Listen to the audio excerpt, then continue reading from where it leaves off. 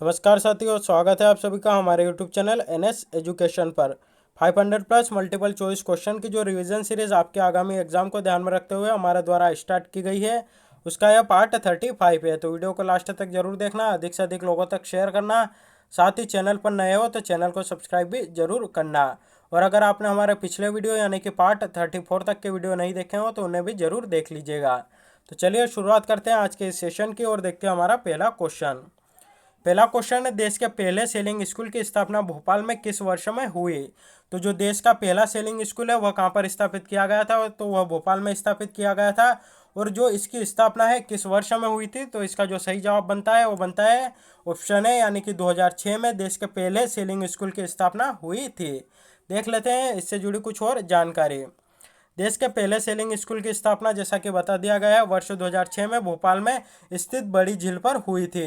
खेल और युवा कल्याण विभाग द्वारा स्पोर्ट्स अकादमी का जो संचालन है वह किया जाता है। तो इसका जो संचालन है किसके द्वारा किया जाता है? तो मध्य प्रदेश का जो खेल और युवा कल्याण विभाग है उसके द्वारा इसका संचालन किया जाता है। और वर्तमान में मध्य प्रदेश की खेल और युवा कल्याण विभाग की जो मंत्री है उनका नाम क्या है? तो उनका नाम है यशोधरा राजे सिंधिया, जो कि वर्तमान में इस विभाग की मंत्री है।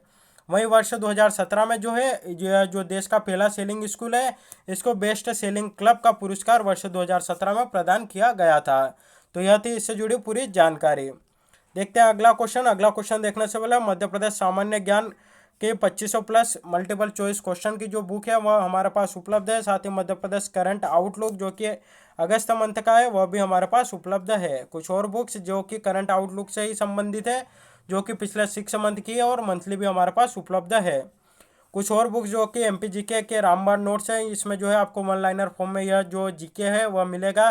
साथ ही कंप्लीट समरी है एनसीईआरटी की। तो इसमें से अगर कुछ भी परचेस करना चाहते हैं तो ये जो व्हाट्सएप नंबर है यहाँ पर जाकर आप कांटेक्ट कर सकते हैं। चलिए देखते हैं हमारा अगला क्वेश्चन।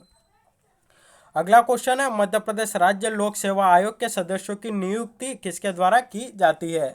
तो चार ऑप्शन है, राष्ट्रपति, राज्यपाल, अध्यक्ष संघ लोक सेवा आयोग यानी कि यूपीएससी के अध्यक्ष या अध्यक्ष राज्य लोक सेवा आयोग। तो इसका जो सही जवाब बनता है वह बनता है ऑप्शन बी, यानी कि मध्य प्रदेश राज्य लोक सेवा आयोग के जो सदस्य है उनकी नियुक्ति राज्यपाल के द्वारा की जाती है। देख लेते हैं इससे जुड़ी कुछ और जानकारी।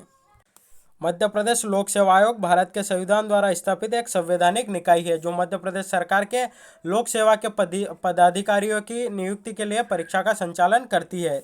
संविधान के भाग 14 के अंतर्गत अनुच्छेद 315 से 323 में एक संघीय लोक सेवा आयोग यानी कि यूपीएससी और राज्यों के लिए राज्य लोक सेवा आयोग के गठन का प्रावधान किया गया है। तो संविधान में इसका प्रावधान कहाँ पर है? तो संविधान का जो भाग 14 है उसका जो अनुच्छेद 315 से 323 तक है वहाँ पर इसका जो उल्लेख है वह किया गया है।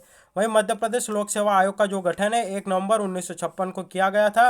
और वर्तमान में इसके अध्यक्ष कौन है? तो उनका नाम है श्री भास्कर चौबे जी, या भास्कर चौबे जी जो है वर्तमान में इस आयोग के अध्यक्ष है। तो यह थी इससे जुड़ी पूरी जानकारी।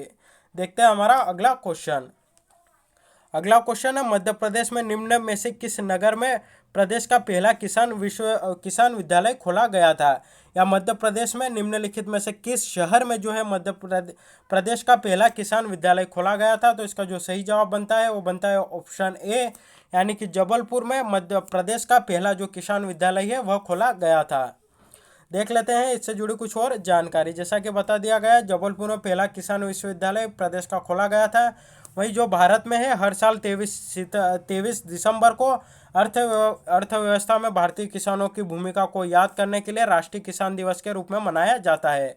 तो प्रतिवर्ष भारत में 23 दिसंबर को जो है राष्ट्रीय किसान दिवस मनाया जाता है। यह जो दिन है पूर्व प्रधानमंत्री चौधरी चरण सिंह की जयंती के दिन मनाया जाता है। तो जो 23 दिसंबर है किसकी जयंती आती है? तो चौधरी चरण सिंह की भारत के पूर्व प्रधानमंत्री थे चौधरी चरण सिंह, उनकी जो जन्म जयंती है वह कब आती है? 23 दिसंबर को आती है। इसलिए जो है 23 दिसंबर को जो है किसान दिवस मनाया जाता है। और किसान दिवस इसी दिन मनाने का कारण ये है कि जो चौधरी चरण सिंह थे वे किसान हितैषी नीतियों को लाए थे, साथ ही किसान के कल्याणों के लिए उन्होंने काम किया था। वह जो थे यानी कि चौधरी चरण सिंह भारत के 5वें प्रधानमंत्री थे और इन्होंने 28 जुलाई 1979 से 14 जनवरी 1980 तक प्रधानमंत्री के रूप में देश की सेवाएं भी की थी। तो यह थी इससे जुड़ी पूरी जानकारी। देखते हैं हमारा अगला क्वेश्चन। अगला क्वेश्चन है, मध्य प्रदेश का सबसे प्राचीन विश्वविद्यालय कौन सा है? तो इसका जो सही जवाब बनता है वह बनता है ऑप्शन बी, यानी कि डॉक्टर हरि सिंह गौर विश्वविद्यालय, जो कि सागर में स्थित है, जिसे सागर यूनिवर्सिटी के नाम से भी जाना जाता है। यह मध्य प्रदेश का सबसे प्राचीन विश्वविद्यालय है। देख लेते हैं मध्य प्रदेश के कुछ और विश्वविद्यालयों से जुड़ी पूरी जानकारी। मध्य प्रदेश का प्रथम जो विश्वविद्यालय है वह डॉक्टर हरि सिंह गौर विश्वविद्यालय, जो कि सागर में स्थित है। इसकी स्थापना 1946 में हुई थी। वहीं रानी दुर्गावती जो विश्वविद्यालय है यह जबलपुर में स्थित है। इसकी स्थापना 1957 में हुई थी। विक्रम विश्वविद्यालय जो कि उज्जैन में है, इसकी स्थापना भी 1957 में हुई थी। वहीं रानी लक्ष्मीबाई जो फिजिकल एजुकेशन विश्वविद्यालय है ग्वालियर में स्थित है। इसकी स्थापना भी 1957 में हुई थी। वहीं जवाहरलाल नेहरू कृषि विश्वविद्यालय ये जबलपुर में स्थित है। इसकी स्थापना 1964 में हुई थी। वहीं जीवाजी राव विश्वविद्यालय जो है यह ग्वालियर में स्थित है। इसकी स्थापना भी 1964 में हुई थी। वहीं देवी अहिल्याबाई जो विश्वविद्यालय है यह इंदौर में स्थित है। इसकी भी स्थापना 1964 में हुई थी। वहीं अवधेश प्रताप सिंह विश्वविद्यालय जो कि रीवा में स्थित है और इसकी स्थापना 1968 में हुई थी। बरकतुल्ला जो विश्वविद्यालय है यह भोपाल में स्थित है। इसकी स्थापना 1970 में की गई थी। राजा भोज विश्वविद्यालय यह भी भोपाल में स्थित है। इसकी स्थापना 1991 में की गई थी। वहीं जो माखनलाल चतुर्वेदी राष्ट्रीय पत्रकारिता विश्वविद्यालय है यह भी भोपाल में स्थित है। इसकी इसकी भी जो स्थापना है 1991 में हुई थी। वहीं महात्मा गांधी चित्रकूट ग्रामोदय जो विश्वविद्यालय है यह सतना जिले में स्थित है और इसकी जो स्थापना है 1997 में हुई थी। वहीं राष्ट्रीय विधि जो संस्थान है भोपाल, इसकी जो स्थापना है 1997 में हुई थी। तो यह मध्य प्रदेश के कुछ विश्वविद्यालय थे जिनसे जुड़ी जानकारी आपको यहाँ पर डिटेल में बता दी गई है। देखते हैं हमारा अगला क्वेश्चन। अगला क्वेश्चन है मध्य प्रदेश के विभाजन से निम्न में से प्रदेश में क्या महत्वपूर्ण बदलाव आए। तो मध्य प्रदेश का जब विभाजन हुआ वर्ष 2000 में, तब मध्य प्रदेश में निम्नलिखित में से क्या महत्वपूर्ण बदलाव आए थे। तो विभाजन से पूर्व जो है मध्य प्रदेश जो था देश का सबसे बड़ा राज्य था क्षेत्रफल के दृष्टिकोण से। तो यह जो ऑप्शन है यह भी सही है। दूसरा जो ऑप्शन है विभाजन के पूर्व मध्य प्रदेश में 12 संभागों में बटा हुआ था। तो यह जो ऑप्शन है यह भी सही है। और जो तीसरा है वह है अविभाजित मध्य प्रदेश को पूर्व से पश्चिम की जो लंबाई थी वह 1127 किलोमीटर थी। यानी कि अविभाजित मध्य प्रदेश, यानी कि मध्य प्रदेश और छत्तीसगढ़, जब छत्तीसगढ़ मध्य प्रदेश से अलग नहीं हुआ था तब इसकी जो पूर्व से पश्चिम लंबाई थी वह 1127 किलोमीटर थी। तो यह जो ऑप्शन है यह भी सही है। यानी कि इसका जो सही जवाब आएगा वह आएगा ऑप्शन डी, यानी कि उपरोक्त सभी कथन, यानी कि उपरोक्त जो तीनों कथन है वह सत्य है। देख लेते हैं इससे जुड़ी कुछ और जानकारी। विभाजन से पूर्व मध्य प्रदेश जो है देश का क्षेत्रफल की दृष्टि से सबसे बड़ा राज्य था, जो विभाजन के बाद दूसरा सबसे बड़ा राज्य हो गया। यानी कि अब क्षेत्रफल की दृष्टि से मध्य प्रदेश का देश भर में कौन सा स्थान है, तो दूसरा स्थान है। और पहला स्थान किस राज्य का है, तो वह है राजस्थान। वहीं विभाजन से पूर्व मध्य प्रदेश जो है 12 संभागों में बटा हुआ था, जो विभाजन के पश्चात 9 रह गए थे और वर्तमान में जो है वापस 10 संभाग हो गए हैं। और जो 10वां संभाग है वह कौन सा बना था, तो वह शहडोल बना था।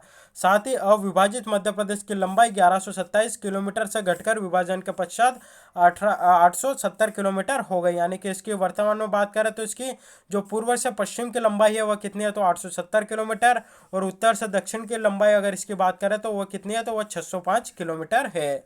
तो यह थी इससे जुड़ी पूरी जानकारी। देखते हैं हमारा अगला क्वेश्चन। अगला क्वेश्चन है मध्य प्रदेश में कितने प्रकार की मिट्टी पाई जाती है। तो इसका जो सही जवाब बनता है वह बनता है ऑप्शन डी, यानी कि मध्य प्रदेश में जो है 5 प्रकार की मिट्टी पाई जाती है। देख लेते हैं इससे जुड़ी कुछ और जानकारी। मिट्टी जो है भू परपट्टी के सबसे ऊपरी भाग में पाई जाती है। जैसा कि आप सभी जानते हैं जो पृथ्वी है उसको 3 भागों में बांटा जाता है। जो सबसे ऊपर जो परत होती है उसको भू परपट्टी कहा जाता है। दूसरी जो आती है वह मेंटल आती है और तीसरी जो आती है वह कोर आती है।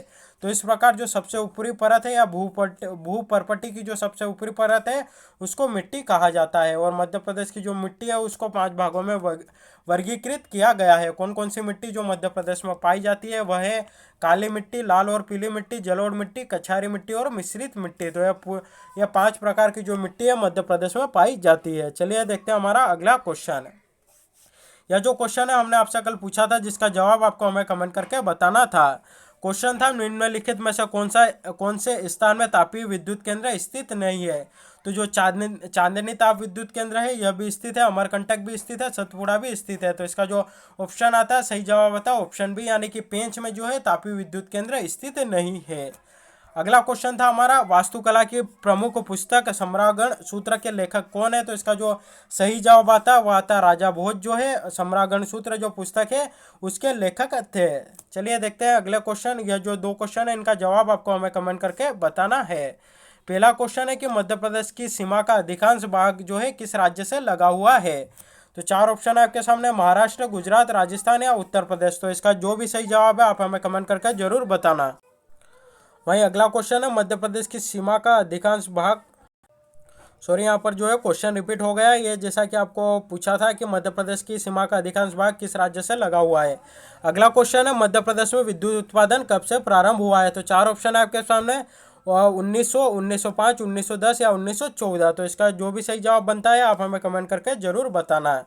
तो साथियों आज के लिए बस इतना ही, वीडियो यही समाप्त होता है। अच्छा लगा हो तो अधिक से अधिक लोगों तक शेयर करिएगा, वीडियो को लाइक करिएगा और चैनल पर नए हो तो चैनल को सब्सक्राइब भी जरूर करिएगा।